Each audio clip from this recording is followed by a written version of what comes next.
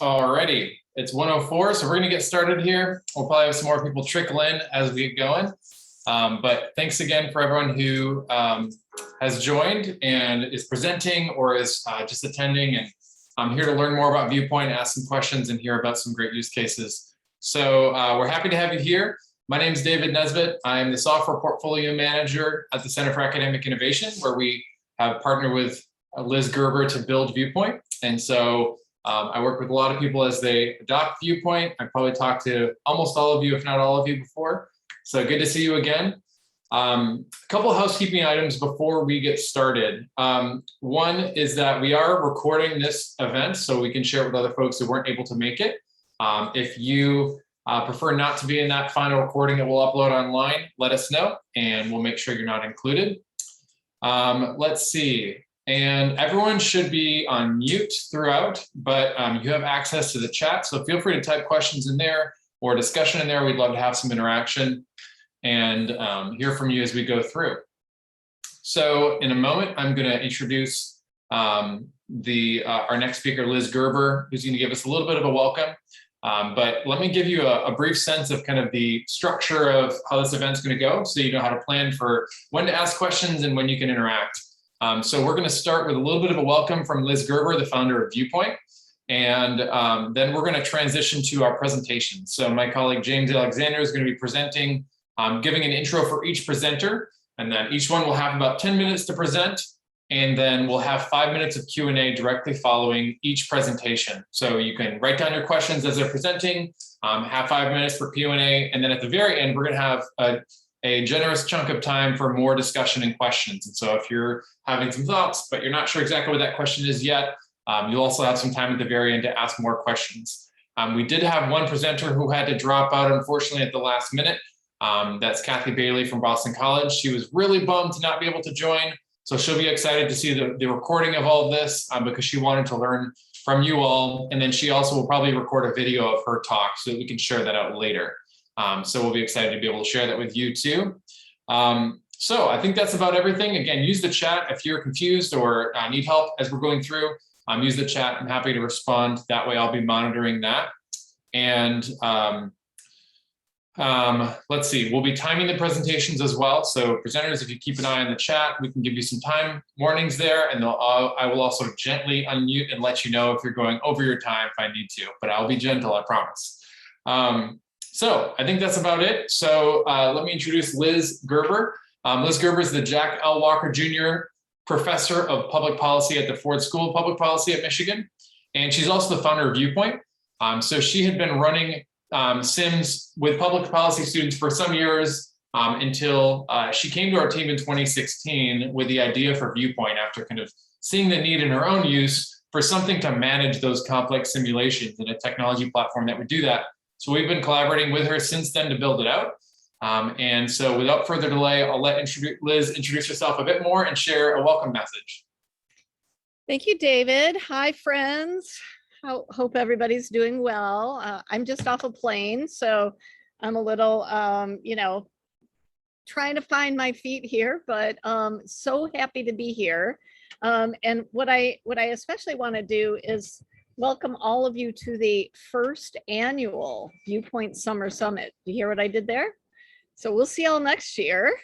I've been looking forward to this moment actually for several years. So thank you for helping make it come to be. The moment where we had a collection of Viewpoint users and prospective users from across disciplines, from across use cases, who could come together and share your experiences with Viewpoint. So this is kind of like a dream come true for me. I know that sounds corny, but it's actually true. I'm delighted to see all of you here and looking forward to hearing the different ways that you've used Viewpoint.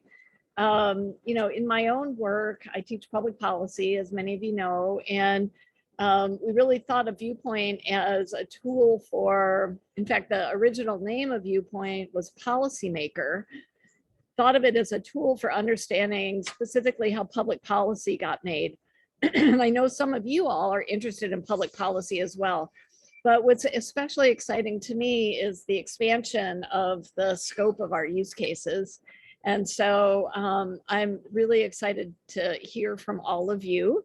I want to extend an invitation if any of you want to follow up privately about Viewpoint, either how you use it in your own teaching.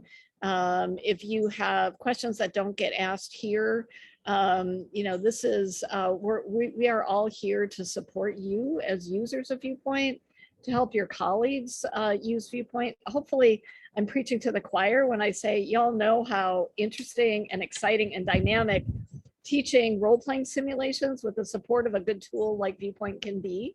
And so we want to help others be able to capture that same kind of energy in their classroom. So without further ado, I will hand it over to our colleague, James Alexander, who will begin to introduce our speakers. And again, just welcome and thank you, and looking forward to today and to seeing you all at the end of next summer as well.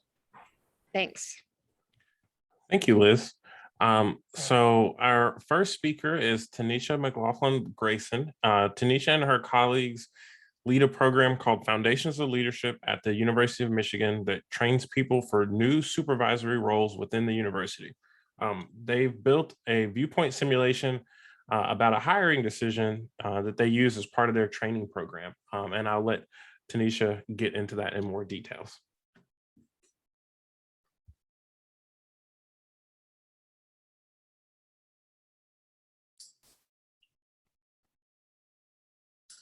Okay, can everyone hear me okay?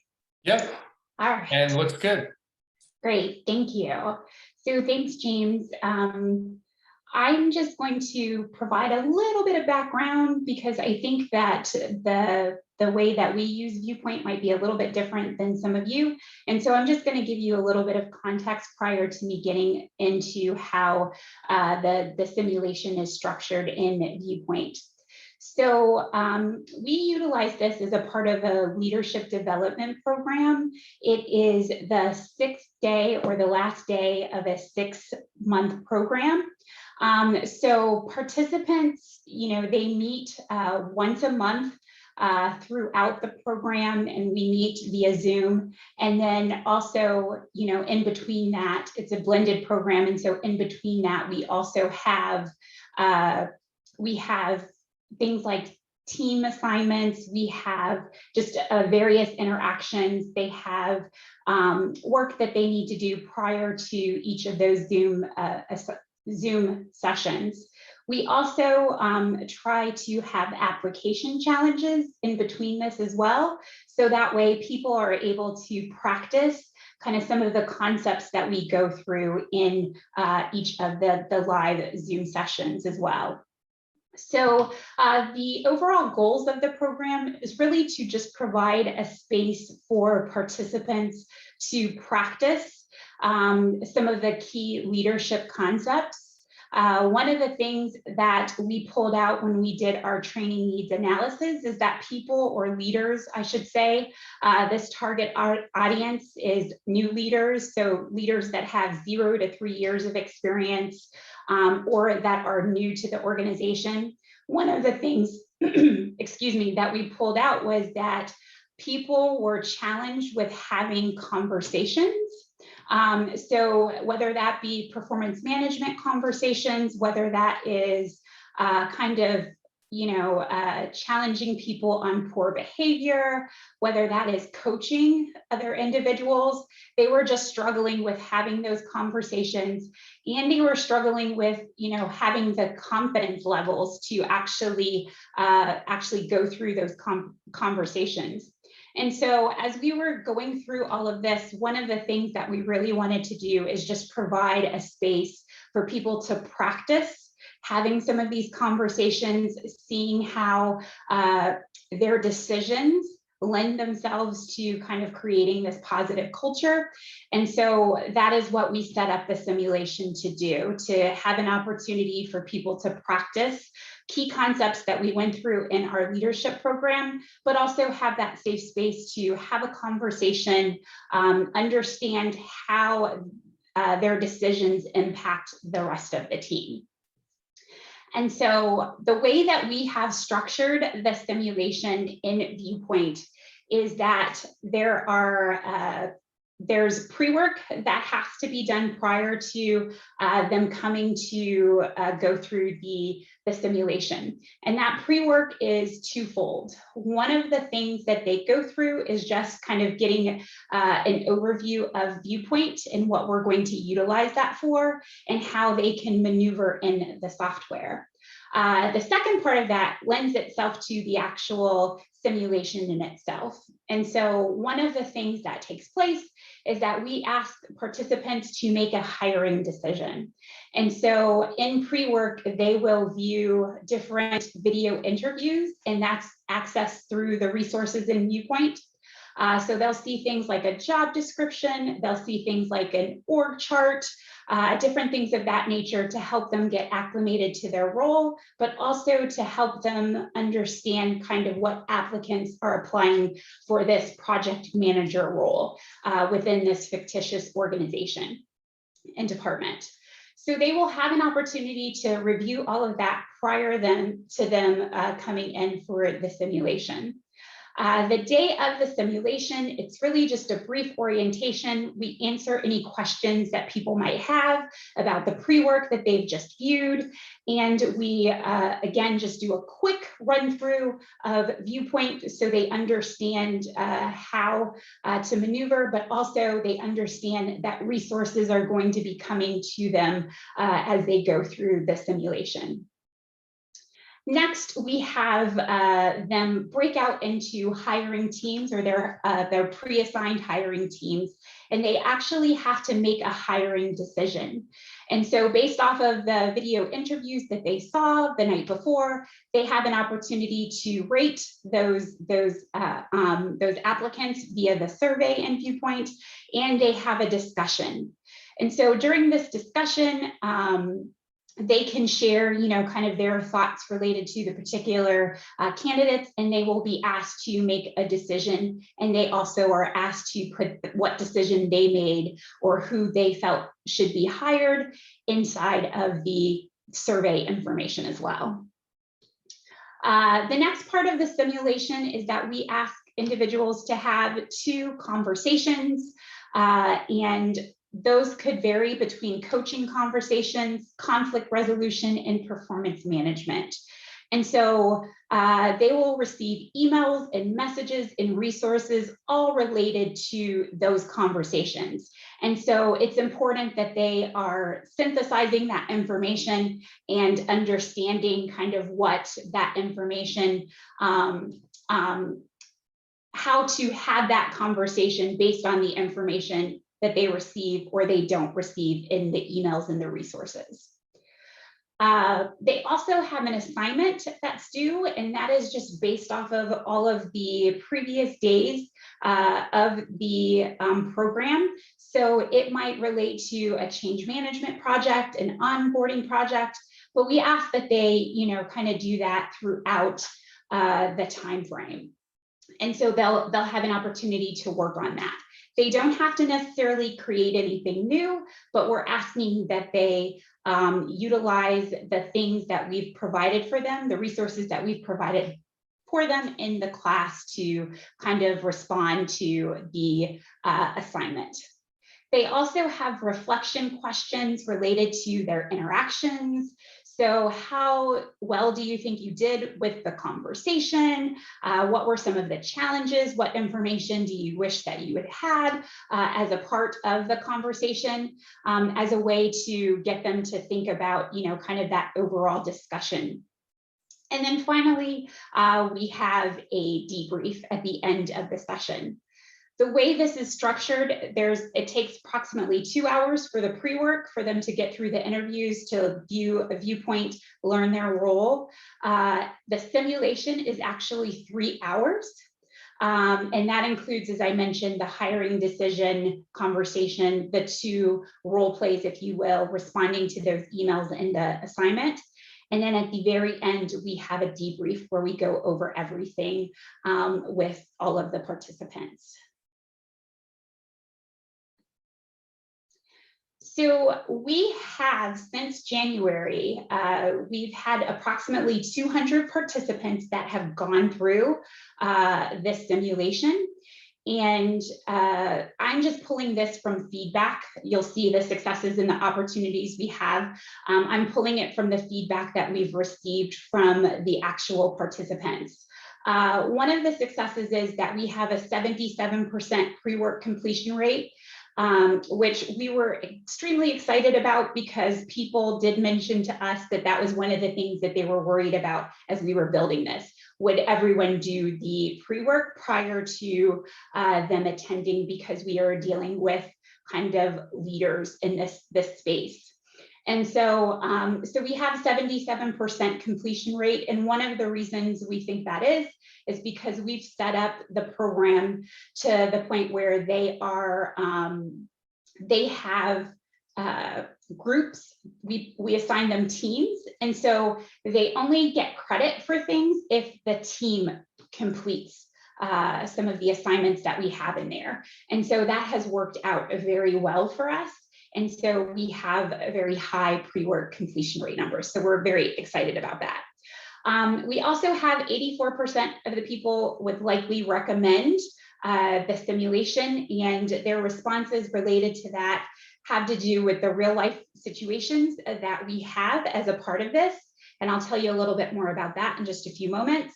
It also, they like the interface of having kind of this realistic emails that they're responding to. Sometimes, you know, kind of reading those messages, not understanding some of the nonverbals in this virtual world that we're living in right now. But it has to do with just kind of the way that we have laid out the program, as well as the interface within ViewPoint. The opportunities that we've run into is related to how much information to provide. We weren't necessarily expecting this as something that would be a challenge to us, so to speak, because we felt as if we were trying to provide enough information about the system, but for it not to be so overwhelming. But we're finding that people want more and more information because they are really wanting to do a good job within the simulation. And so they want to really understand and know a lot more about ViewPoint. And so we're trying to find that balance of what's enough information to provide, and then what's just too much that might, you know, negate or take away from the actual experience. The other thing that we're running into is the email system. So we send out a lot of different email messages. So they have a lot of interactions. We even have worked with our IT department to include a phishing scam. So it is, you know, one of those email messages where you're not supposed to click on everything. And so we've worked with them. And so we're finding that the feedback shows that people would like to delete emails as they come in, and that's currently not an option in the system. So that's some of the feedback that we're getting as well. And then the debrief. So one of the things that we did not recognize early on, that we didn't think about, was that every participant, we have 6 different characters. And so every character doesn't have the same experience because they have different conversations. And so as a part of that, one of the things that takes place is, as we're debriefing, you know, like 2 characters, we may lose some people because they don't have the context for those conversations and different things of that nature. So we need to really think about how we debrief the simulation. So those are the feedback, that's the feedback that we've received from our participants as well. And then finally, what's next for us? Oh, maybe I have a different slide deck, but what's next for us is really about just kind of adding additional content related to making the connections. So for instance, one of the things that happens, or what takes place, is that we have a role play where one of the leaders within this fictitious department, one of her direct reports is a little bit upset because they applied for the same position that this person applied to, and they did not get the job, and now this person is their leader. And so they've spoken out about this in a meeting. And so this leader now has to have a conversation with this person. And so one of the things that we like to do is kind of after they have this conversation, one of the things that we like to do is talk to them or ask them about, so how well did you think that that conversation went, and what did you decide to do? So did you decide to have some sort of disciplinary action? If not, why? And from there, what we like to do is have conversations about how it could impact the team, whatever you decided. And so we would like to add in additional connections to our exercises. So messages or communications related to some of those things. Also, given the environment, there has been a push. We do have some DE&I components, but there has been a push to add some additional DE&I components to this part of the simulation as well. One of the things that takes place as a part of this, because we've had unconscious bias as a part of the program, one of the things that takes place in the hiring decision portion of this is that you'll start to see some email messages from the leader suggesting certain people that should be hired. And so we'd really try to look at who or kind of if people pay attention to those things, and if so, how do they handle that? And so we have some conversations related to this in the debrief as well. Another thing that we would like to do eventually, but this is more long-term, is really just related to just providing some sort of report to the participants. So currently through their conversation, the people that role play with our participants, they have a rubric and they score our participants on this. But we would like to eventually have something that says, as a part of this program, you decided to give a written warning as a part of this, where 60% of our participants decided to give a verbal warning. So it helps people set that context related to kind of what decision they made, as well as how the other people rated this particular interaction. And so we would like to add that eventually, where we're providing that information to participants as well. So I think I have covered everything that I wanted to cover. What questions do you have?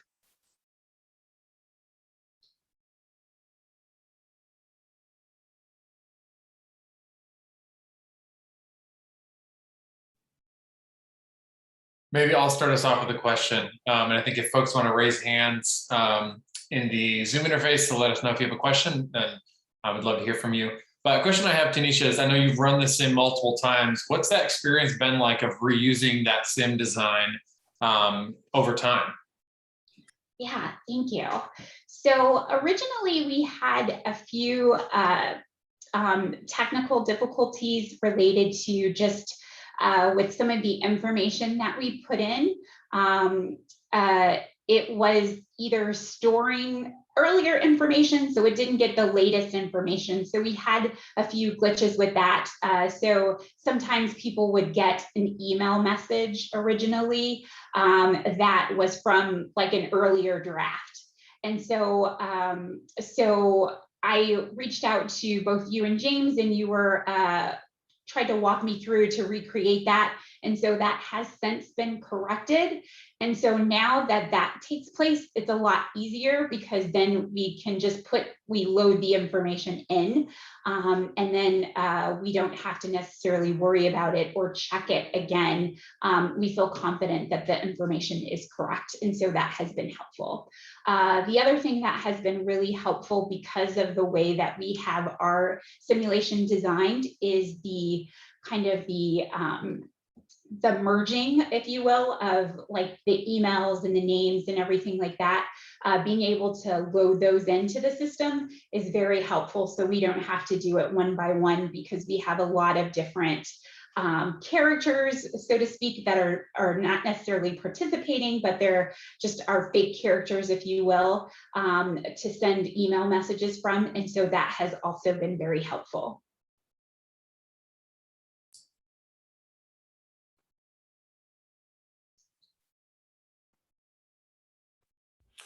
There's a question in the chat I want to call out from Elizabeth. She is asking if this was an activity that you did in a previous form that you adapted to ViewPoint, or did you develop this activity from scratch for use with ViewPoint? And what are some of the advantages and disadvantages you could see of doing it the way you did?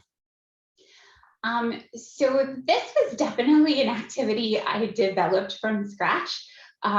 Because it was just something we just, because our organization is so large, there are several individuals that come through our program, and sometimes they're not quite sure on how to connect some of the initiatives that are taking place, or they're unable to connect, some of the priorities that we have as an organization.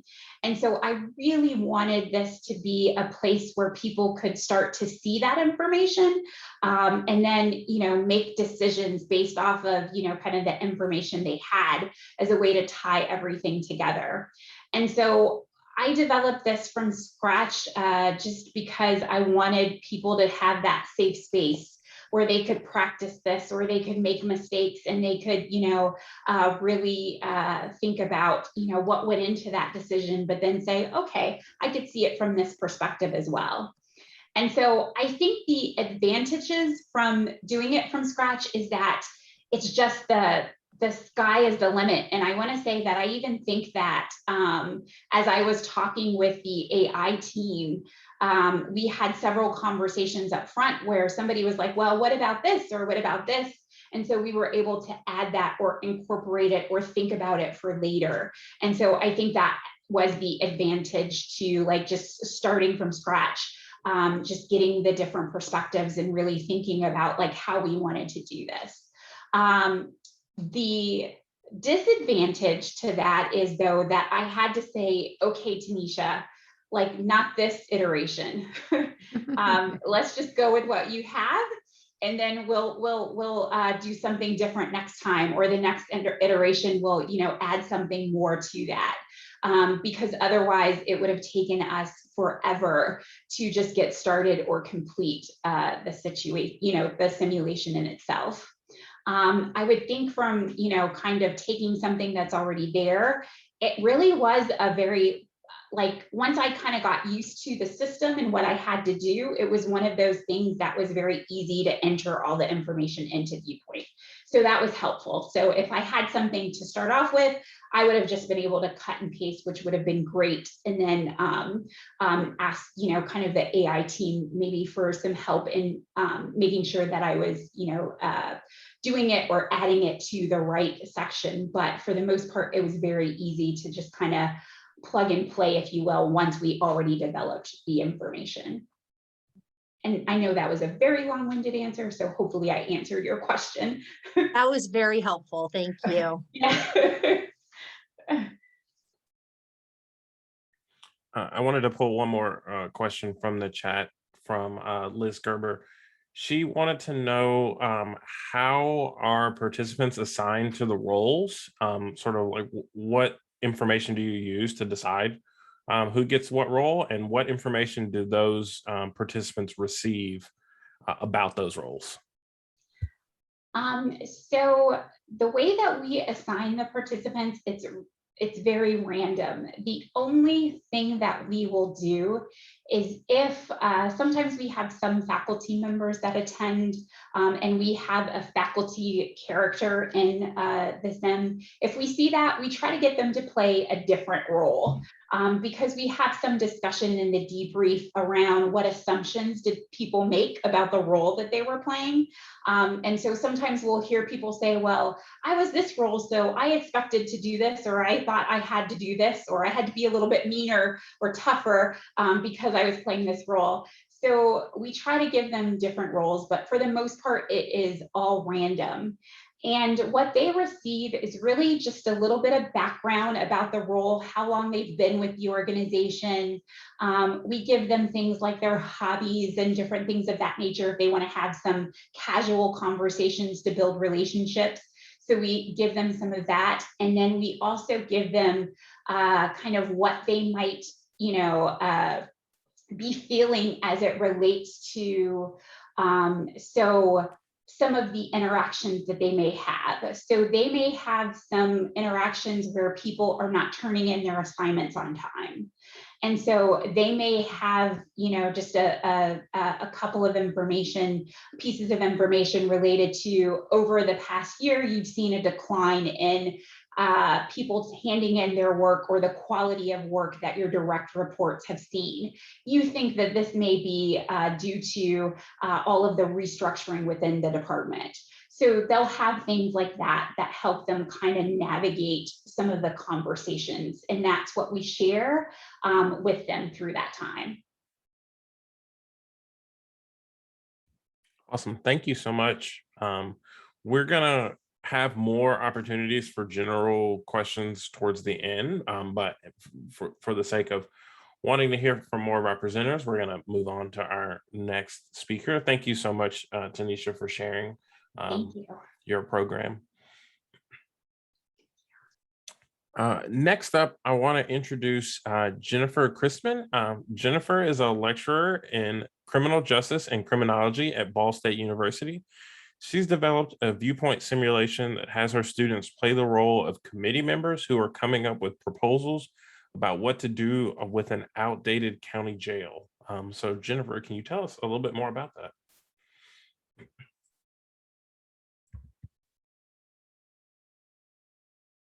Jennifer, you are muted. It happens to us all. I would be the one to not unmute myself.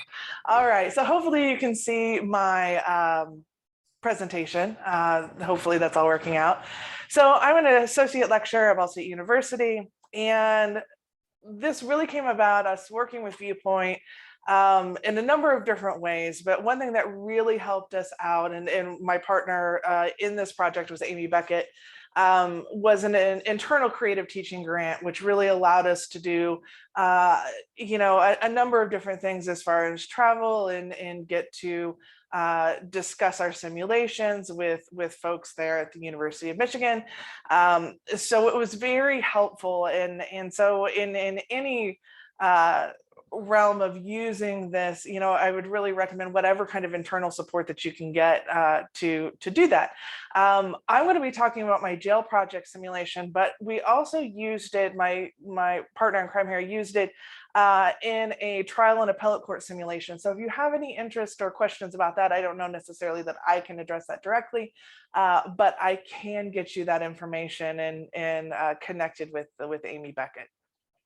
Okay, so as was mentioned, my simulation project really revolved around this idea that a number of jurisdictions are having problems with at the moment, which is local infrastructure just really being in tatters. A lot of local jails, county jails especially, are deteriorating, and counties are not necessarily in the best position to remedy that easily. And that's something that our students don't really a lot of times think about the big picture. They see, they want to learn about crime or, what's interesting about prison, which is really, really short-sighted. And so I wanted them to see the bigger picture, number one being, what can we do with this situation? Do we want to build? Do we want to renovate? Do we want to contract? The nuances of contracting, prison or jail services, and the incorporation and connection between institutional corrections and community corrections, rehabilitation, so on. So we have this project that I've put together using Viewpoint as kind of the central hub. So the way this works is the course, which is an institutional corrections course, typically has somewhere between 12 and 24 students. per class per semester. 1 to 2 classes a semester typically running. We have an online version and a face-to-face version of the course.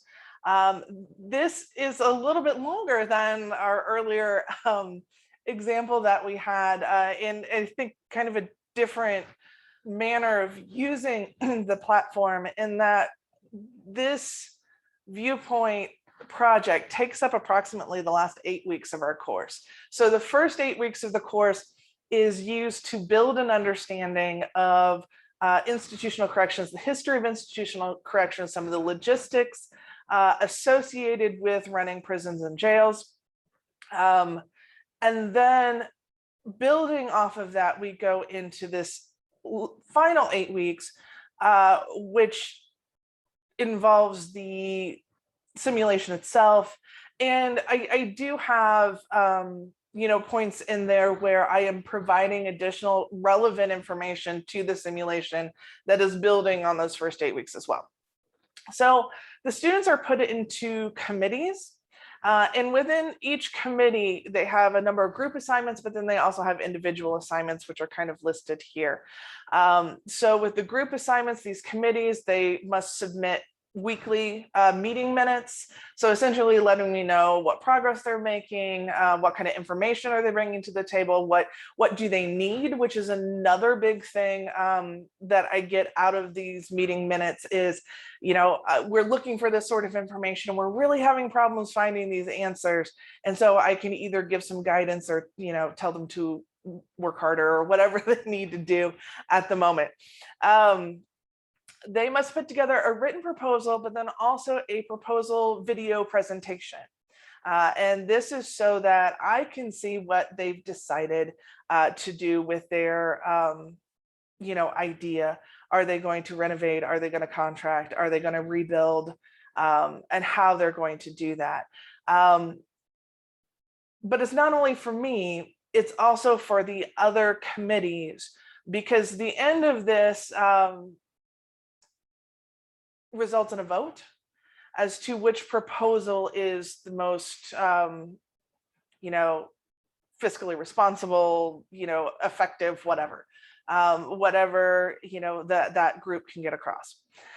Individual assignments within this, each individual actor has to create their simulation role. So I have created essentially names and roles as to whether they're, work within a private correctional corporation, whether they are city government members, whether they are police or sheriff's department administration. And I give them, kind of basic names and a position, but it is up to them to create and kind of flesh out that role. So in doing so, it forces them to commit to a certain frame of thought. It forces them to commit to a certain type of decision making, because they have to act within that, character's best interest, really. And it's always interesting for me to, and this is kind of getting ahead of myself, but kind of the positive part of this is to be able to see that public versus private dynamic, especially with a lot of these issues, especially in local communities, can be very personal. So you may have a police officer or a police administrator who is trying to do what's best for instance, for the community, maybe in rebuilding, but perhaps they have their own personal familial issues with, addiction or in need of rehabilitation or seeing the harm that it's caused the community, so on. So they must put together their simulation role. They have to reflect on the other group proposals. So I have to see from them that they've actually reviewed the group proposals and their thoughts on them, whether or not it's feasible, what did they like, how is it different, similar, that sort of thing. Lastly, they have to reflect on their own proposal and simulation. And this is more process than it is what they've decided, because I mean, I get to see what they've decided, but within this reflection is where I get some good information about how they feel about the process, about the platform, about what they've learned, what they could have done without, so on. So I kind of alluded to this a little bit earlier, but just to kind of get the basic idea. So they're each assigned a role that they have to create or further flesh out. They are placed into committees. Each committee is given a general guideline. Like I said, one committee is there for renovation, one's for privatization, and the other is for building. Aside from that, and a basic kind of dossier as far as what the basic problems are with the current jail, the community that they live in, some crime statistics in regard. Aside from that basic information, the decision-making is really theirs. They have to do a considerable amount of research on top of that as to what are the evidence-based practices involved in making these sorts of decisions, what works, what are other communities doing in regard to their institutional corrections, how does that align with their community corrections, probation, other rehabilitation drug courts, so on. So within their committees, they really have a lot of decision-making power, but it also rests on their need to really kind of dig in and get that information for themselves. So each week of those 8, they have weekly meetings within our class. Now that's something that's a little bit different in the online version, which we'll talk about here in just a second. But they have weekly meetings within the class, and they post that information to ViewPoint. Their communication as far as what's needed for those weekly meetings also goes through ViewPoint. They compile whatever data that they have, and all of that gets uploaded to ViewPoint as well. The nice thing about that within ViewPoint is that, you can set it to where, well, this is just for my group members, or this is something that perhaps everybody could use. Maybe everybody's looking for this information and we can kind of compare notes. Once, several weeks have passed, the group is responsible for putting together their proposal and presentation, both of which are uploaded to ViewPoint and must be viewed again, twofold for that final vote, but then also for those reflection papers in giving me their ideas. So once those proposals are posted, we then have about a week for negotiation. And this is where the different, whether it's different groups or different group members, can speak to the other committees and attempt to make minor or major changes to the other group's proposal. So I would give you my vote. I could get behind this proposal if perhaps I saw 10 beds of rehabilitation space, or if perhaps we were able to slim down some of the scope of the actual institutional space and were to offer some other kind of programming that we think is important. Okay, so we have this negotiation timeframe. Like I said, it's about a week. At the end of that week, there's a revision that must be posted. So if there are any revisions to the proposal, that must be lined out as well. And then we have the vote. So the students get on ViewPoint. If it's a face-to-face class, we're all in the same room together. We get on ViewPoint and we send through the vote. I do have some questions that I ask them just for my own, because I think it's interesting. So I do ask them, aside from which one do you choose, I ask them whether or not that's their own proposal, because I think that's relevant to know. And if they did not vote for their own proposal, I want to know why. So I ask them why as well. So just to make sure that we're all clear how this uses ViewPoint, the assignment of the roles, I love the way that it's laid out within ViewPoint. collection and distribution of material for this process all goes through ViewPoint. They upload their meeting minutes and any other information that they think is important. I request that all communication either between groups or within members of the groups occur in ViewPoint using, messages or any other form of communication that they want to use there. They must upload all of their information. The negotiation is going to occur on ViewPoint, so any messages that are sent are supposed to be sent through ViewPoint, and then the final vote occurs there as well. So I mentioned earlier that we look at this both online, or we use this both online and face-to-face. The nice thing about the face-to-face classes is that I tend to try to get some specialized classrooms that are really good with putting people in groups and also give them access to, well, actually this picture that you see here is an example of one of my ViewPoint classes.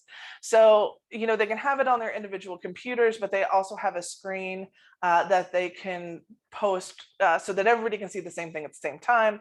And so that's really kind of nice to give them that kind of lab space during the class, especially considering this is an extended process.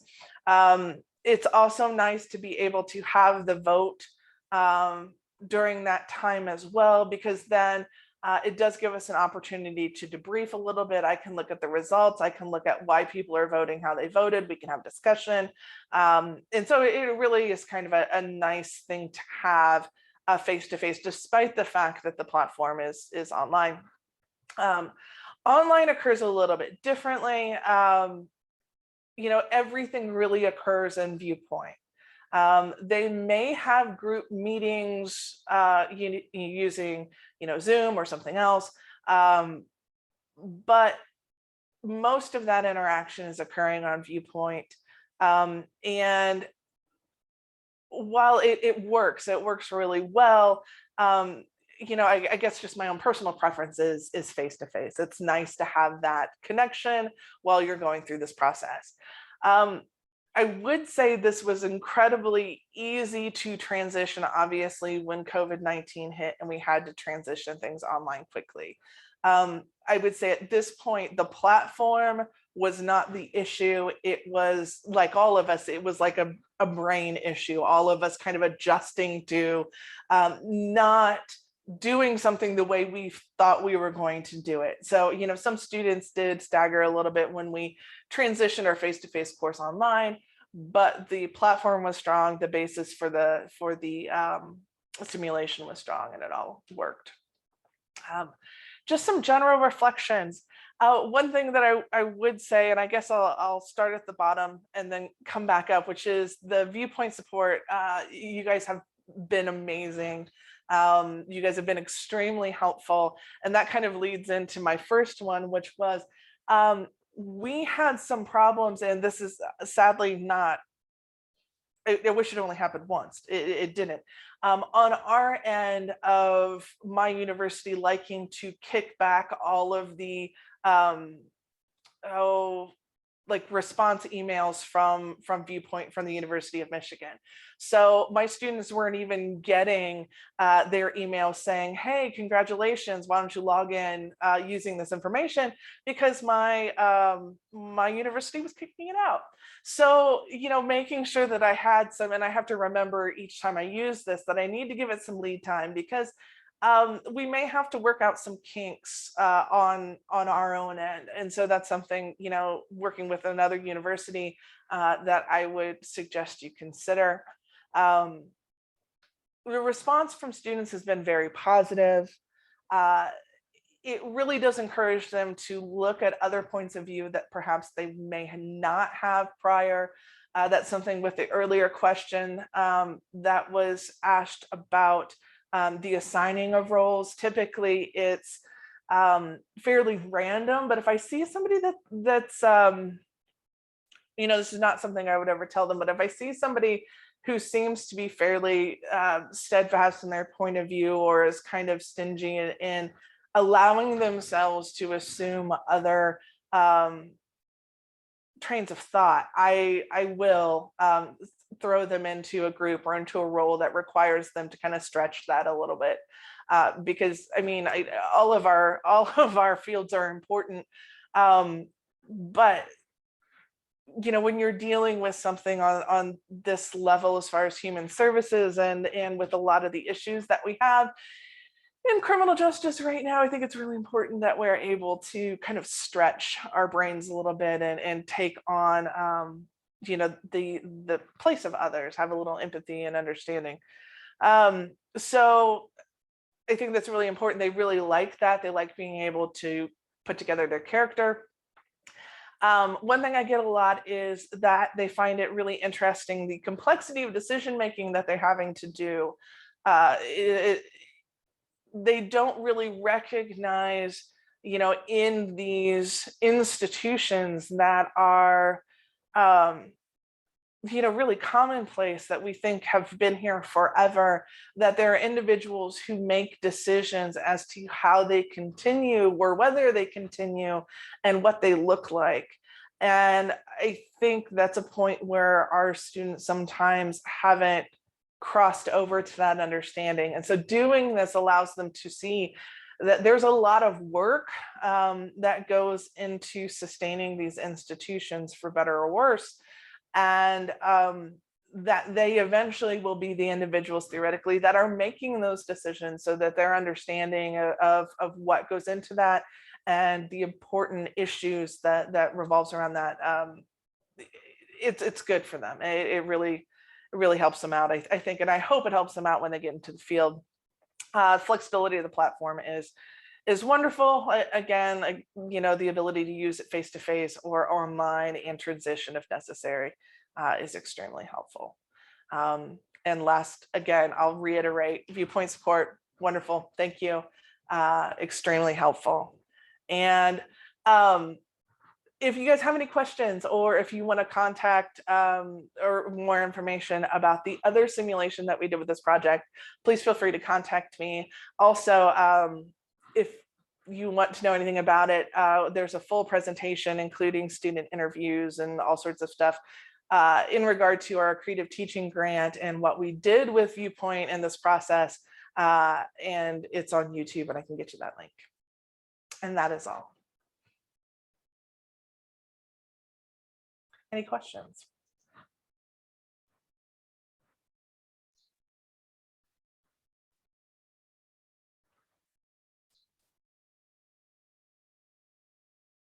Yeah. Bailey, did you have a question? Yeah, thanks, Jennifer.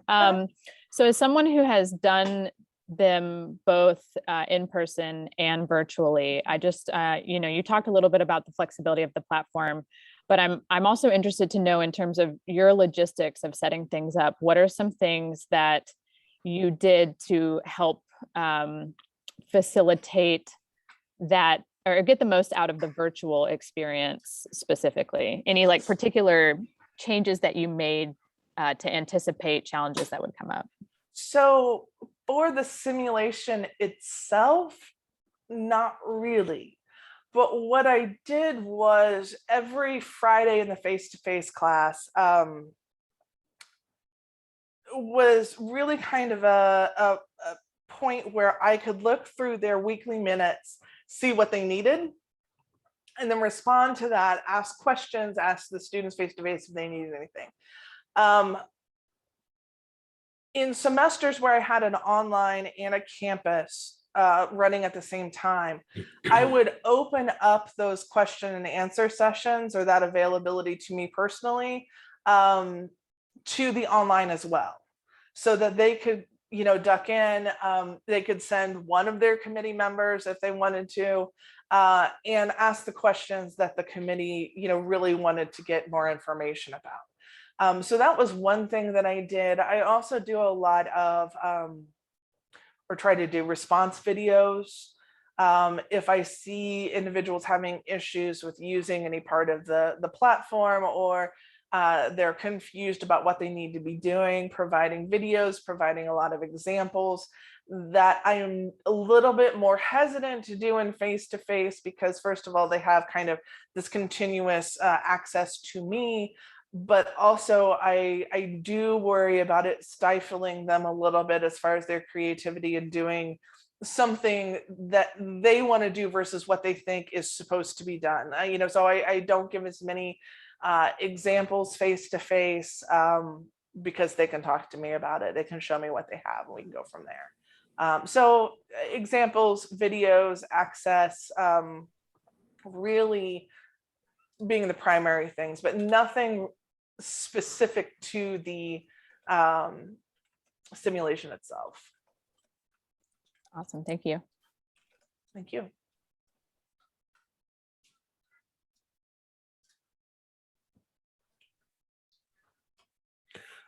For the sake of time, I want to move on to our next presenter, but I want to first thank Jennifer for sharing with us, and also Thank you. to remind everyone that we'll have additional Q&A and discussion towards the end. So if you do have questions for Jennifer, hold on to them or put them in the chat and we'll come back to them. Next up, our presenter is Sean Swider. Sean is an AP history teacher from, and correct me if I'm wrong, Owego Free Academy in New York State. Sean uses Viewpoint to run a simulation about the 1989 Exxon Valdez spill in Prince William Sound, Alaska. In the simulation, his students play roles of stakeholders who have had to respond to the oil spill crisis, like emergency response team, environmentalists, Congress, and Exxon themselves. So Sean, can you tell us a little bit more about that? Absolutely, thank you. So yes, my name is Sean Swider, and I teach at Owego Owego Free Academy as part of the Owego Appalachian Central School District. It's Owego, New York is a very, it's in upstate New York. It's rural. Our population size is near 700 students, and I teach 11th grade AP US history. And so I use the Exxon Valdez as my story for my viewpoint, because that was part of my intentional design, but I took a lot of creative license in terms of which roles the students would play. So I'm just going to go through a little bit of my rationale. I'll explain my design process and then share how the simulation itself works out in terms of logistics, and then field some questions. So the rationale is this is for an AP course, and our exams are in May, but the class runs till June. So there are a number of weeks where the students may view, we're done, we took the test.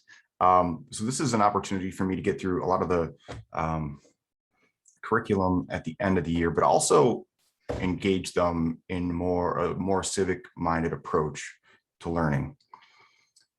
So my personal goal, what I view as successful at the end of this, the kids gain a stronger sense of being able to negotiate a short-term and a long-term response to a crisis. So this simulation in the design, as I'll elaborate, has some stages. It lasts for about 3 weeks, but there is some flexibility in that, and that's one of the strengths of operating it through Viewpoint. Is it allows me to also track some of the changes that I'm going to make so that the kids are able to see. For my design process, I start out with an objective, and like most people, I design in reverse. So I have my specific goal for the participants to accomplish. In this case, it is to create a bill.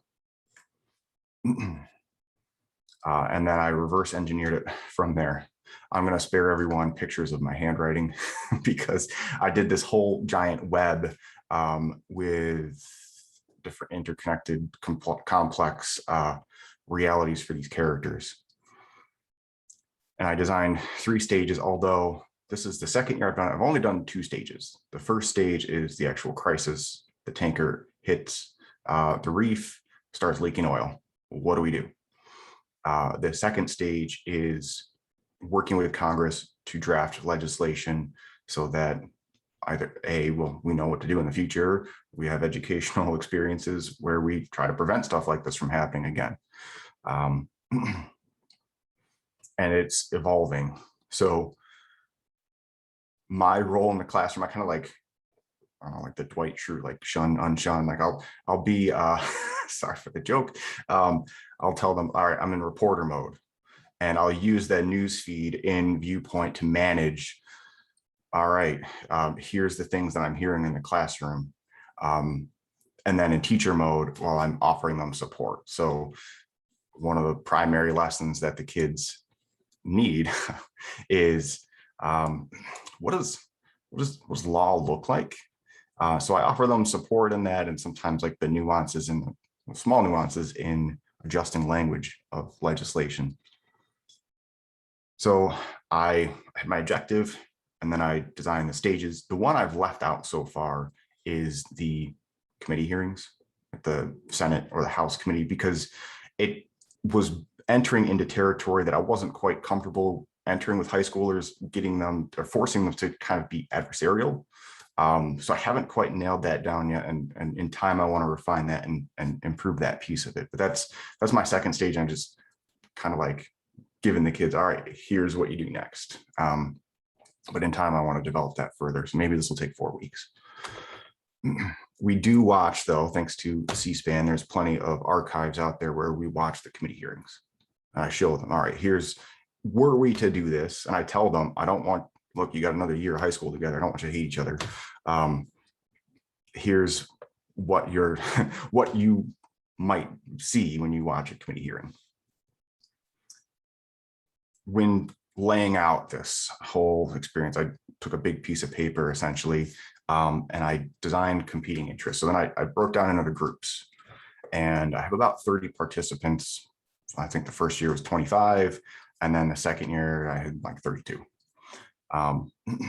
There's 6 groups: company officials, there's an emergency response team, environmentalists, fishermen, or, well, I think I rephrased that one into like local community this time, Congress, and lobbyists.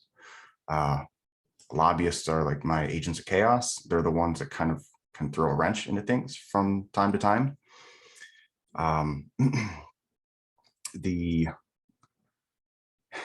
Some of the individuals will be in more than one group. So they're not exclusively in one, which I think also emphasizes, and I really value that role of Viewpoint. They can have access to, like, let's say the Alaskan governor is part of the emergency response team and the local community as well. So they can see like the resources from multiple groups at the same time.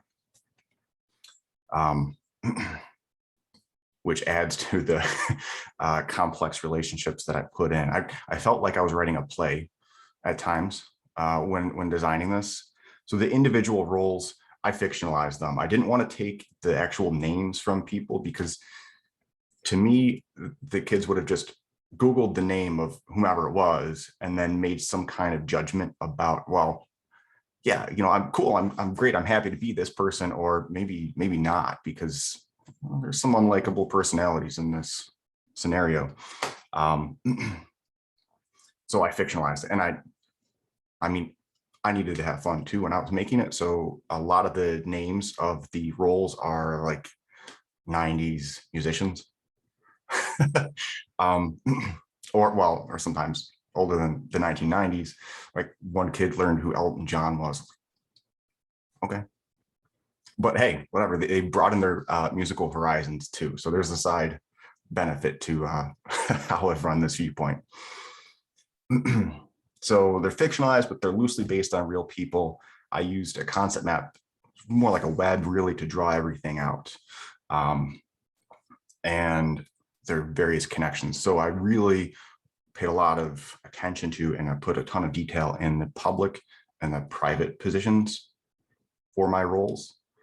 Like, for example, in the emergency response team, one of those person's roles was, well, they're an Exxon employee. So like they have access to company officials and the emergency response team. So they may do a little bit of spying, maybe.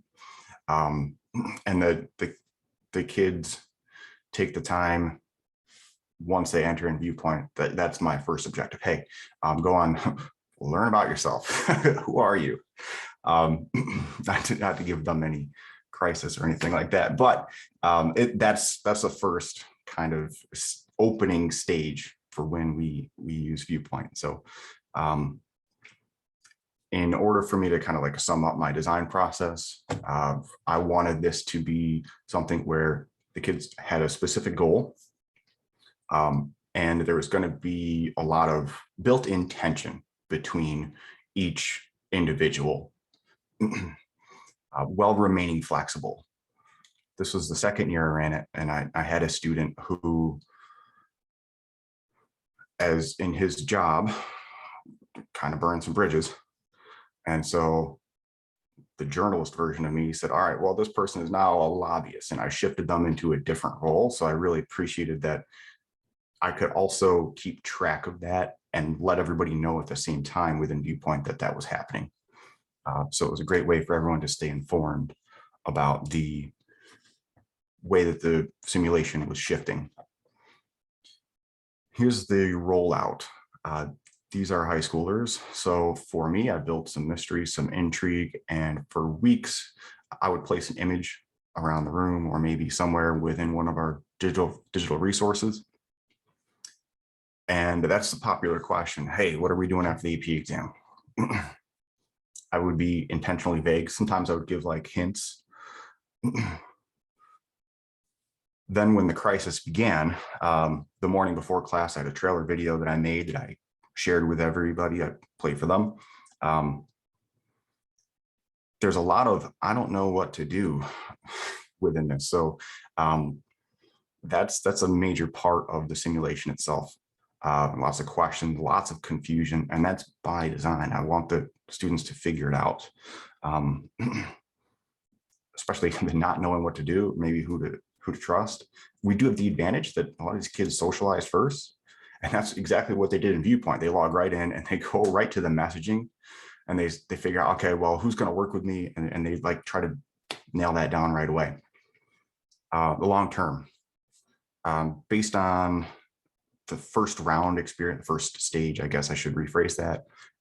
There may be some role changes. In the second round, lawmakers are bombarded by competing interests. So there's kind of like almost like a late game and early game role that some of these individuals have. I don't expect them to write law right away. So I take excerpts from the actual Oil Spill Act of 1990, and I have them edit pieces of it. Okay, well, if you're an environmentalist, how would you adjust this piece to make it more towards the outcomes you desire? And one way I know that it's been successful is high schoolers during their lunch period message each other in their roles. So I've seen it expand beyond just the class time. So there's a lot of buy-in. All right, that was super crash course into that, but I'll field some questions.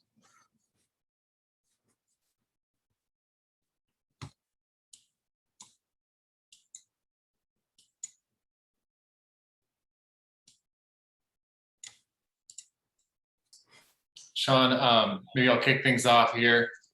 You've run this 2 times now, right? Is that correct? 2 springs in a row. What changed, if anything, in between those? Like, what did you want to change up to the first one? What might you want to tweak going forward as well? I know you mentioned like figuring out that other stage in terms of that third stage of negotiation of the subcommittee, I think it was, or the hearings. But anything else that you're like thinking about for future, or that you changed going into year 2? Yeah, that's a good question. Thank you. So I think moving forward, one of the adjustments that I want to make is kind of refining the roles and the description of the roles. So kind of adding some depth to who I'm asking the students to be. By the way, I select the students for the roles. I track over the course of the school year. I use an app on my iPad called Equity Mapping. So I kind of set goals like, this student is really good at asking questions. Maybe they would fit into this category. Sometimes I challenge them. This person's been a little bit reserved. I'd like you to be a lobbyist. So I think, David, add an additional part to your question there is I want to kind of refine how I pick my roles. That's cool. Thanks, Sean. Yeah, thank you. One question I have, Sean, you mentioned you purposefully designed your sim for students to be a little bit confused so that they can figure out sort of what's going on. How do the students feel about that experience? Because one thing that I found when helping faculty design sims is I tend to maybe over prepare to help people get acclimated. So I'm really curious how that sort of worked out for you. Well, yeah, that's a great. I over prepare as well, but I'm vague at first, and I will offer a little like details, little tidbits of information the more the kids push. Because I try to find that the concept of flow, right? You know, the balance between rigor and confusion. So and maintaining interest, so that they really get excited about the role that they're going to play. If over the course of things, if the student is just like, I'm not sure if I like the role that I have, you know, I can definitely edit that. But to support them with information, I pair this off with, like, I'll just use a collaborative Google Doc for each group. That way they build something together and it's right there in front of them. I think that helps alleviate a lot of the confusion, because they'll see, oh, my member of my group has made these adjustments. They've discovered this, and it's there and it's recorded. So I think that helps them navigate a little bit of the confusion together.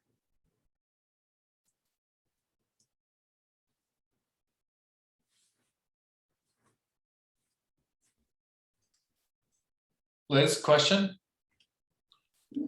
I think you're on mute, Liz. I'll be quick. I love the idea of the conceptual map that you described, Sean. I know a lot of people do that.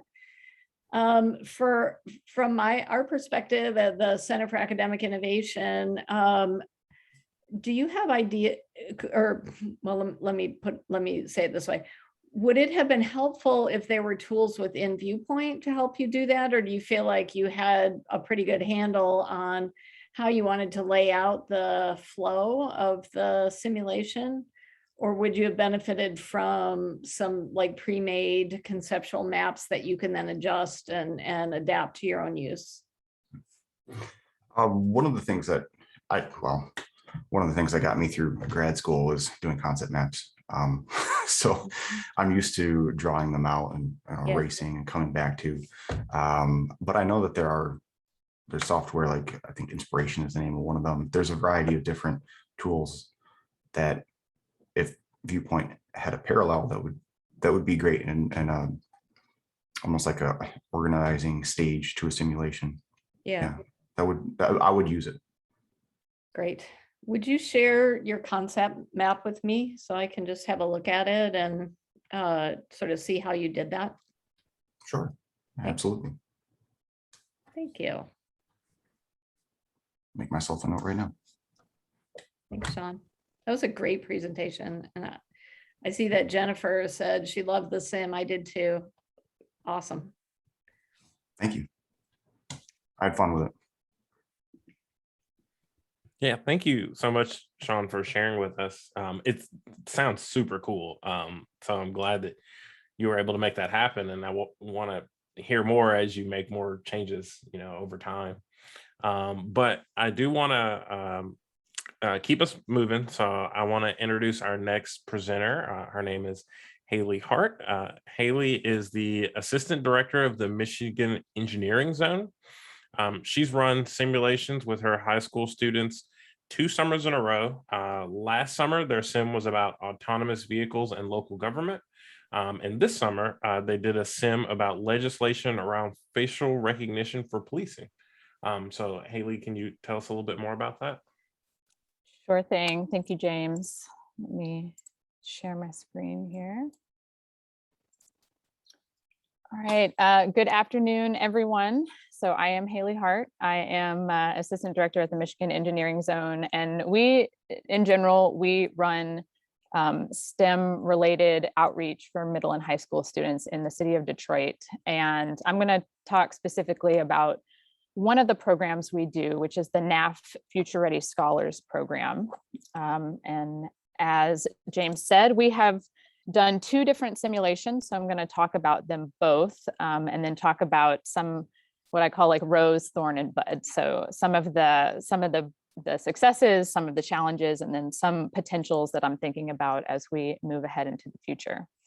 So first, just a little bit of information about our program. So the NAF Future Ready Scholars Program, it is a partnership actually between the College of Engineering and at the University of Michigan and the Ford School for Public Policy. And so, you know, we are at the Michigan Engineering Zone, we are pretty well versed in creating like hands-on STEM programming. But it was awesome whenever we partnered with the Ford School for this program. They brought to us the idea of running a policy simulation as part of the camp. And where we see that fitting in with the STEM programming that we do, the kind of engineering programming that we do is so as part of the camp, students take STEM related classes like computer aided design and 3D printing or robotics or computer programming. And throughout all of those courses, they are challenged to invent or prototype a solution to a particular problem that they've identified that's important to them. And we felt like, okay, they're going to be inventing, they're going to be coming up with new technology.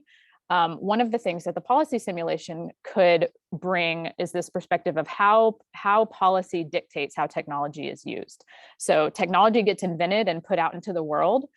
It could be used for good or evil, depending on the policy around it that kind of dictates how people can use it. So, so both of our simulations kind of touch on the intersection of policy and technology, and you'll see a little bit more about that. So our summer camp is 2 weeks. It has been completely virtual. This is only the second year of the program, so it's all taken place in this time of the pandemic. And that's caused us to kind of shift all of our programming online as well. We also do 6 Saturday sessions throughout the academic year with our same students, but the policy simulation we've really only played with during that 2-week summer camp. Time is very tight within 2 weeks, and with it being virtual and all the other like classes that students are taking as part of our camp. So time is a theme you may hear me speak about during this. So just a little bit about our students. In our first year, our first summer, we had 60 students in the program. We grew to 90 students this year. They range rising 10th through 12th graders from Detroit metro area schools. And, you know, it's a very diverse group of students and staff, both in terms of race and gender identity and socioeconomic status. But the one thing that I think brings them all together to this program is an interest in STEM, leadership development, and college preparation. And so I feel like the simulation brings together all 3 of those interests because they're touching on STEM, but they're building some leadership skills, which I'll talk about. And also, you know, there's just a lot within the simulation, but particularly around kind of crafting arguments that are backed by evidence and research that I think falls in line with our college preparation goals as well. We're very lucky to have a large staff to help support this. So when we moved things online, it kind of freed us and our resources up to hire more staff to support the students. So we have both full-time teachers and college students that act as mentors to our students, our high school students. And all of them have been involved in the policy simulation in some way or another. For our teachers, we gave them about a 1.5 hour training specifically on ViewPoint and the policy simulation. And we had 3 returning instructors this summer that had done it the year before that brought a lot of knowledge and best practices to that training. Our college mentors, we haven't done like specific training around the policy simulation with them. And so I saw a difference between like our instructors who had received the training and our college mentors that hadn't, and their ability to kind of support and facilitate and give our high school students like a good experience. So that's just notes for me, but also notes for you in terms of the importance of training, I think, in preparing facilitators for the policy simulations. So a quick overview of our policy simulations. James spoke to this a little bit, but in our first year, the students were taking on the role of Detroit City Council members and voting on whether Detroit should adopt a driverless taxi service. And so we wanted to talk about the pros and cons of like autonomous vehicles, because that's an area where I have found that students have a lot of opinions already, but looking at it from all the different stakeholders' positions. And then this year, just to change it up a little bit, because we did have some students that were returning for another year, so we wanted to do a different simulation. This year, our students took on the roles of Michigan state legislature members, and they were looking at an actual bill that has been in the Michigan state legislature about facial recognition technology and its use in policing, which again, to me, brought together students' interests, kind of social justice, as well as technology and how it can kind of be both beneficial or harmful depending on how it is used. So this is the schedule. So we, on both summers, we either gave we had from 45 minutes to an hour each day to work on the simulation. And I would love to have more time, but again, there's just a lot of other competing classes and things that our students are doing. And in the virtual environment, we've really tried to limit the amount of like synchronous stuff that we have them doing. So we've had to like pare it down, but that has created some rushing and I think some time where we haven't been able to like fully attend to students' questions and needs around the simulation. But this was still the typical layout. So day one was just introducing it, kind of introducing the issue and getting like trying to get some student buy-in and present why this is an interesting issue to talk about, and then have them log into ViewPoint and explore. Day two, they would research their roles and kind of refine their persona. Day three, they would go into their committees and start to talk about the bill or the decision and where their person or where their role, what their role thought about the particular policy at hand. Day four is like a more formal committee session where there would be debates and then a final vote. And then on day five, we would do a debrief. In terms of ViewPoint, I don't think that we're using it as fully as we could. Again, because of those time constraints, we really were using ViewPoint mostly for students to log in, learn their role and what committee they're on, access some resources to support them in researching their role, and then submit their final votes. I think one area for me, and it's been great hearing from all of you, is I'm thinking about, what are some other ways in which we can utilize the software itself to make it a more meaningful experience for the students. All right, so that's kind of the setup. And then here are just some of my reflections across the 2 years. So a couple quotes from the students themselves directly. I think there's been mostly positive experiences, but I'm including a range of kind of opinions and experiences in these quotes so that you can hear from different students' point of view. But I'll let you read this one, or I don't know, maybe it'd be helpful for me to read it for the video. But so this student said, I got a lot of benefits from this. I got to actually reason through something. Like that doesn't always happen. People get stubborn and that doesn't really solve problems. Another student said the policy simulation felt good. It felt nice to act as someone else. It's hard to find information about them though. And then another one said, I didn't really enjoy it because the process was confusing. It was difficult to find research for representatives. More clear directions on getting onto ViewPoint would help. So that gives you a kind of a little teaser of what you're going to see in my roses, buds, and thorns. But in terms of roses, successes, I do think that students have gotten to experience this like multidisciplinary, really real world connection between STEM and public policy. So when we teach about engineering and we teach about computer science, sometimes it can feel like it's really kind of just like in this bubble. And I think bringing in the policy side helps them think about how what they're doing in their engineering or computer science classes affect the world outside of education or outside of even like the STEM in itself. I also think students, even though we are not like a civics program or a government, we're not really trying to teach government, I think it really helps students explore and experience how government works. I saw some comments that were like, I've never even heard of these people. And so it's like tapping them into like the community of Detroit or the state of Michigan and helping them learn about how like more local governmental processes work.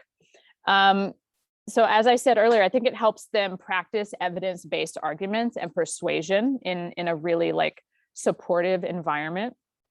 It also helps with their digital literacy. A lot of them, they spoke about it having trouble finding resources. And this is a big digital literacy and being able to sift through all of the information that's online to pull out valuable pieces, valuable resources for their arguments, I think is a big skill that middle and high school students are having to develop. And so this is a wonderful real world multidisciplinary environment where they can work on those skills. It also has connections to leadership and community engagement. So even though we're an engineering program, we want students to be thinking about how engineering skills and mindsets can be used to solve problems and make change in communities. And so the policy simulations really embeds it into like community decisions that are like being talked about and decided in the real world. So here's some data from our camp this past summer. So you'll see that so we asked this question, when thinking about your future goals, how beneficial did you find these different parts of camp? And so 84% of the students said that the policy simulation was either somewhat or very beneficial when preparing for their future goals. That's like overwhelmingly positive. That's very good. But you'll see that it was the lowest amongst all of the parts of our camp. And so as I think about the thorns or the challenges that we've experienced, one of the things that I'm thinking about is like, how can we as camp organizers like help the students see the benefits of the policy simulation? Not just that it's fun, but that it really is helping them develop skills for the real world. So some of the thorns. So as the students mentioned, I think they've just had some kind of challenges around logging in and navigating ViewPoint. Because we've been completely virtual, it's hard to like help them through those issues. And so just I think that I'm learning about how to anticipate the technology issues that they're going to have and really being able to utilize ViewPoint to its full benefits. The other thing is because we do things across multiple sessions, if a student misses a session, it's really hard to reintegrate them back into their role. And so that's something I've been thinking about as an organizer. And then of course the facilitation, like some of the facilitators have just been better than others. And so I've really been thinking about and working on how we can better prepare our facilitators. So moving on to the potentials. So these are some things that we've done or that we're going to try moving into the future to help fix some of those thorns. So one thing is that we've really tried to develop like an entry point that is very exciting and helps set the stage for the rest of the policy simulation. So either through showing them, here are the people that you're playing actually in a Zoom call, like we are talking about these topics. So making it like connecting what we're doing to what it would look like or what it does look like in the real world for the people who they're playing. And then also integrating like videos. I would also love to have like someone like from one of the actual role, like one of the actual representatives, just like come say hey to the students and kind of help set up the issue if we could ever get that time from our policymakers. But so introducing the topic, setting the stage, I think has been critical. I would like to run the session over less sessions because I think every time that we stop and we have to come back to it, there is the potential for more technology issues, for students to be absent. It causes some some issues in completing it. So I'm thinking about, can we do it in shorter sessions or in less sessions over time? I also am thinking about how to provide more research and role support. So that is what students have identified have been a real struggle for them, finding information to really get into their role. And so I'm thinking about how we can prepare our facilitators for that. And then in terms of facilitators, I would love to, what I'm seeing is that I think they need to participate in the simulation themselves before they facilitate it for our students, so that they see what it feels like to be the student inside Viewpoint, see how they're navigating Viewpoint so that they can lead the students to those same resources when it's the student's turn. All right, that's all I got. Questions from anyone?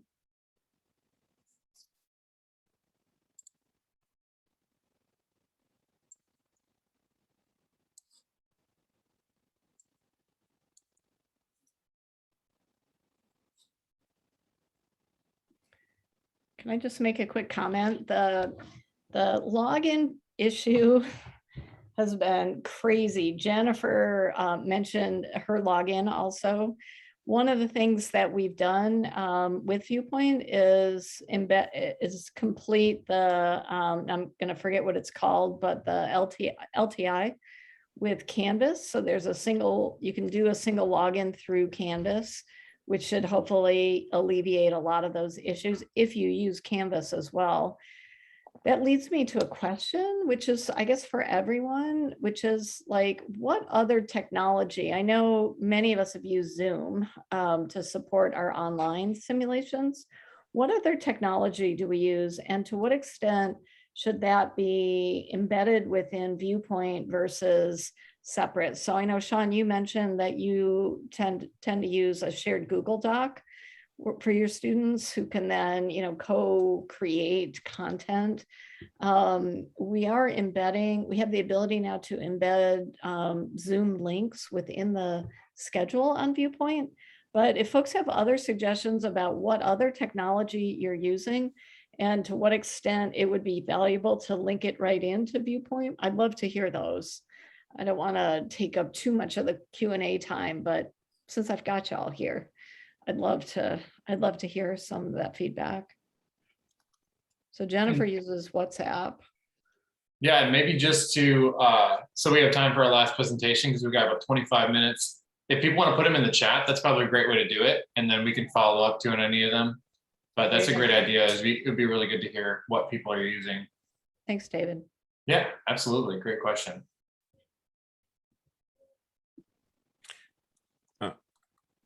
And while we're on the topic, I do want to make sure that we still have time for our last presenter. And so, Haley, I want to thank you for sharing with us, and hopefully we'll still have a little bit of time at the end for any lingering questions that people may have. But I do want to, excuse me, introduce Teresa Sabonis-Help. Teresa is a professor in Georgetown School of Foreign Service and is also chair in the Science, Technology, and International Affairs concentration. She's used Viewpoint to run simulations with her STIA students in a sort of unique multi-instructor sort of setup. So Teresa, I'd love to hear more about what you've been able to do over at Georgetown. Well, I'm really pleased to follow Haley because I want her students after they graduate. The Science, Technology, and International Affairs program, STIA, is a program at Georgetown that is relatively popular. We have about 120 students a year who declare that they want to concentrate in science, technology, and international affairs. And this is their gateway course. This is the first course they have to take. And we're trying to do a couple of things, lay out some fundamentals about how to think about science policy for science areas that they don't already know well, trying to engage them with sort of how many different faculty there are with how many different expertises at Georgetown. And that gives us a challenge because every student has something that they're most excited about. And we're not going to let them stay, at least not in this course, with the thing they're excited about. So the way we run STIA 305 is it's a modular course. It involves 4 faculty members from the program, each with a different expertise, usually a different scientific background and a different policy experience. And each one runs a module. And inside that module, we ask them to incorporate a simulation. Now, understand this means that we're doing 4 simulations in a semester. So these are very compressed. Each semester, we have a different configuration of 4 faculty. I'm going to focus on what we did in spring 2021, because starting last term and continuing this year and next, it has become my circus. So, I have to try to encourage the faculty to design these, help make sure that they work, and develop buy-in from the faculty as well as the students. So in spring of last year, the first one we did was the Mercury simulation. And this was very strongly modeled on sort of a UN negotiation. The students were assigned to 11 teams, 8 country delegations, and 3 international governmental organizations or NGOs. Each team had confidential instructions about what their countries cared about the most. And they all were provided a copy of the Mercury assessment and some possible framing of UN treaty language. So for example, they had to arrive at agreement in 2 days on 4 key issues regarding mercury regulation. A question like, should artisanal and small scale gold mining be included within the scope? And each one of the 4 had 2 to 3 different options. And the students had to figure out what they were willing to trade off and what was most important. So from a technological perspective, we wanted them to understand states' interests and concerns about transboundary pollution, in this case focused on mercury. But we also wanted them to understand how states craft a complex agreement, how they compromise across sub-issues to arrive at a common position, and how do IGOs and NGOs influence official delegations during a treaty negotiation. And as I said, this was one that had extremely strict timelines and very formal procedures. What we did was Japan was the host of the conference, and the professor, who is an expert both on climate change and has attended more than 10 of the COPs in an official capacity, she ran it. And so she was very strict about opening remarks and priority of countries over NGOs and the arguments about official language. And it compelled the students to coordinate very carefully within the group to find potential trade-offs between their groups. Groups got into a lot of trouble if somebody spoke on behalf of the group without clearing it with the leads. We had each delegation had to designate their number 1 and their number 2 person. And beyond that, we didn't create individual roles. And in most of these simulations, we can't, because we're talking about a very compressed time frame. So essentially, they had 2 days where there was a short plenary official presentation that each group made, and then time to negotiate. And they had to, in writing, agree or disagree. And we tried to see how much of the treaty they could get through. And then the 3rd day was devoted to debriefing the experience, the outcome, and where the students had a hard time. Again, compared to the simulations that many of you have done that unfolded more elegantly over a longer period of time, this is very compressed, but it has the great advantage of getting the students excited about topics that they wouldn't necessarily otherwise get really excited about. The next one that we did in the spring, and this is the one that I'm most prepared to comment on because this is my area and this was my simulation, but it was on Eurasian energy security. And the purpose was to examine what are the key disagreements about energy security priorities. And the issue was the student teams were expert groups, and they were trying to learn, how do expert groups, technical experts, shape the political positions of nations? How do these groups interact internationally and shape each other's preferences and approaches to a problem? And the premise was that it was an International Energy Agency ministerial roundtable on European energy security. Each country that attended, most of them were European, but the United States, as a member of the IEA, was allowed to attend and had very strong opinions on this issue. And they also were allowed to invite a guest, and they invited Ukraine. And the US agenda was to get Europe to take on Ukraine's energy concerns as a part of moving forward, thinking about European energy concerns. And the way we did this one, and this was an attempt to get them to pay more attention to the actual content, our course meets 3 times a week, Monday and Wednesday in large session and Friday in small seminars. So they received their country assignments a week before the simulation started.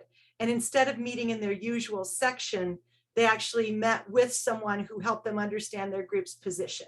So we used a lot of extra TAs and we used a lot of graduate students that were interested in these countries to just help them understand their country. And then by the first official meeting, each group had to do 2 things: submit a confidential memo to their head of state about what they understand as their biggest concerns, and prepare a public presentation. They ran through those and then they adjourned for side meetings with other delegations. These are expert groups. Unlike the UN groups, they had no power to commit their countries. What they were trying to do is figure out who could be our allies, what projects do we care the most about, and what do we think about these projects America is trying to push on us. And these groups had an opportunity to work and record and on their negotiations and start preparing 2 things. Now understand that the weird thing about the 4th meeting is the students between the 3rd and 4th meeting had to record their final statement. And the final statement was a confidential report back to their home country. And we had them record it so that nobody could change them based on what they heard from the other final presentations. Because each group had some important technical knowledge that they either managed to share or didn't manage to share with other groups. And if they didn't manage to share, then they failed to build some of the coalitions they could have done. So what we did was the students were working on these confidential reports, and while they were working on them, we had some fake news that was promulgated through ViewPoint, and Alexei Navalny was found dead in a Moscow jail. And in addition to trying to figure out what their national interests were, Germany had to figure out, and we actually set it up so that Germany received the information before anyone else and figured out how to spin the news. And Germany did frenetic outreach to try to convince people that this did not affect the interests of the European Union. And so that was essentially what we did with that. And we also had the opportunity to use, we found an official statement from Her Excellency Ditte Juul-Jorgensen, who is the director of the of the European Commission for Energy. And we managed to mix in her as a real person and fake news, and the students had to sort out the statements displayed how differently the teams understood the evidence available and who was good and who was not good at signaling their interests. Then we did a simulation on averting nuclear exchange, and that was exciting. Another one, very constrained in time. And essentially what we did here is, instead of representing countries, we had multiple interests within each country. So we had the Indian Army, the Indian leadership, the Indian Permanent Indus Commission, and those same 3 groups from Pakistan. Then we also had technical experts like the nuclear winter experts and the UN Security Council trying to stop a nuclear exchange from happening as the situation was escalating. What we wanted them to understand is, how does possession of nuclear weapons change the dynamics of a regional conflict? How do different groups within a country understand their core interests differently in a crisis? And how do the groups communicate effectively? And how can international and domestic groups cooperate to diffuse crisis? And so in this exercise, they were supposed to, each subgroup crafted its own strategy and shared the strategy. Then the crisis escalated, and all the groups had to modify their strategy based on each other's and try to come up with a 500-word statement suggesting how we can prevent war. And one of the critical things in this simulation is that we had representatives of the Indus Water Treaty in both from India and Pakistan. And those 2 groups had a lot of information about what is considered the most successful efforts of cooperation between those 2 countries. And so the Indus Water Treaty representatives were trying to think about, are there any connections? Are there any modes that might be helpful? And in this simulation, what the students came up against is that the nuclear doctrines of the two countries have very different understandings about deterrence, red lines, and what to do when deterrence fails. And so figuring out what those core interests were and communicating them across groups was the critical thing. And the international actors had very limited levers, but they were aware of the possible consequences of getting this wrong. So they had to work very hard to try to influence the representatives of the two countries. Those were the 3 simulations that we did in ViewPoint.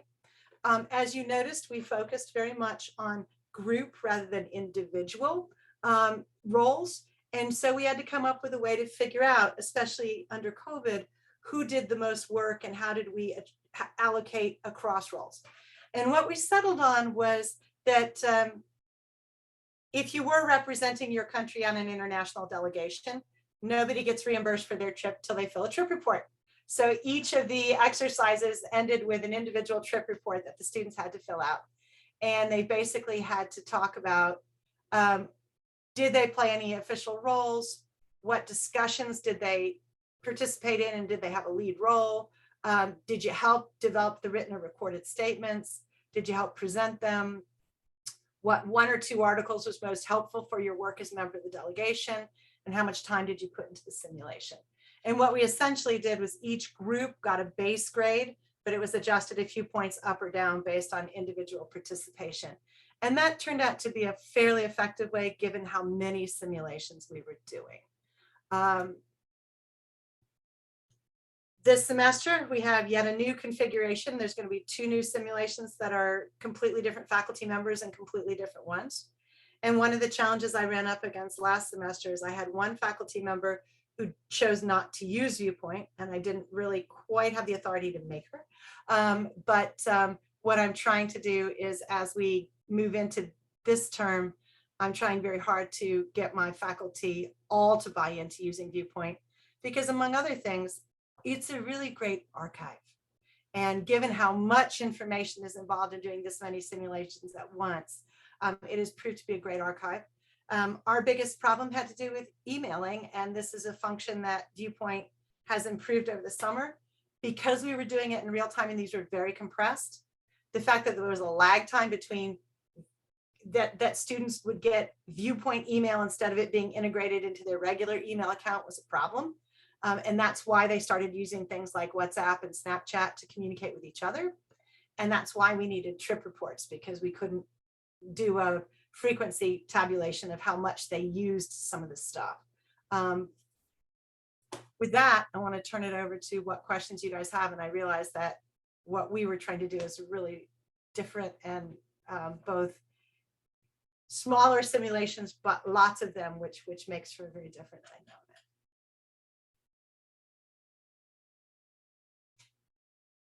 I agree, James, there is nothing more realistic than required paperwork. So I think that was good.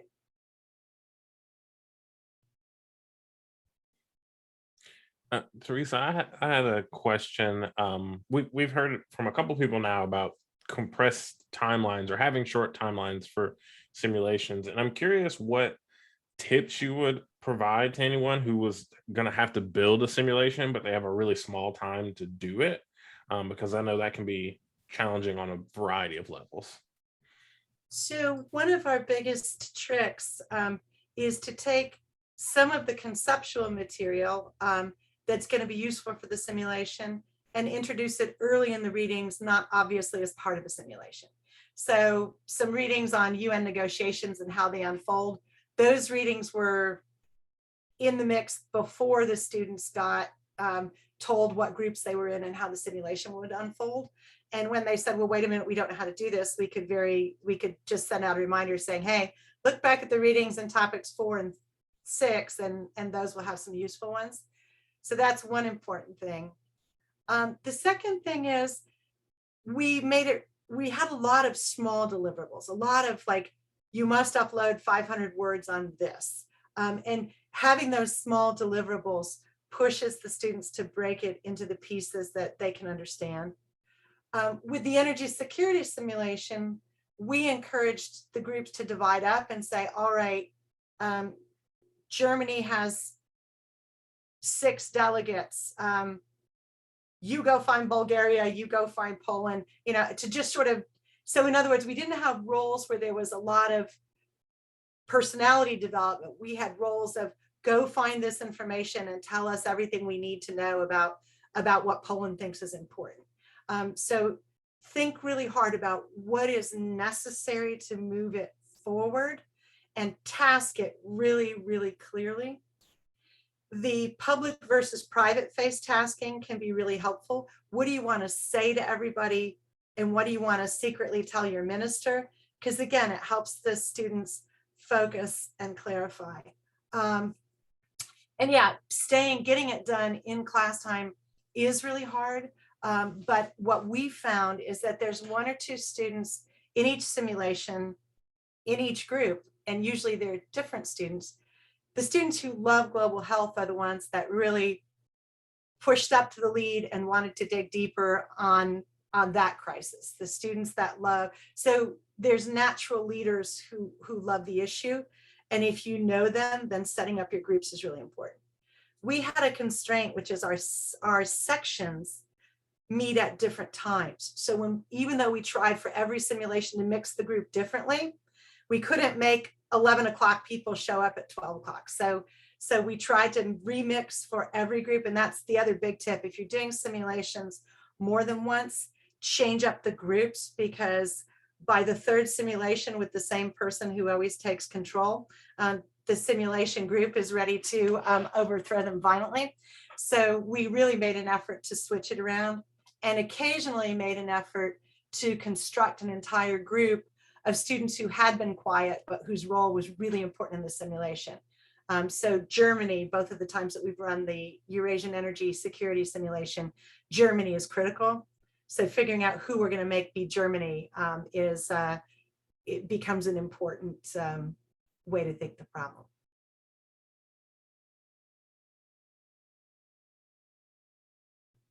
And never count after action stuff as part of the time allocated for your simulation. We always count it as something that you talk about in your small group seminars and give us feedback on. And that way you can do that for part of a session and then roll into the next thing that you're doing.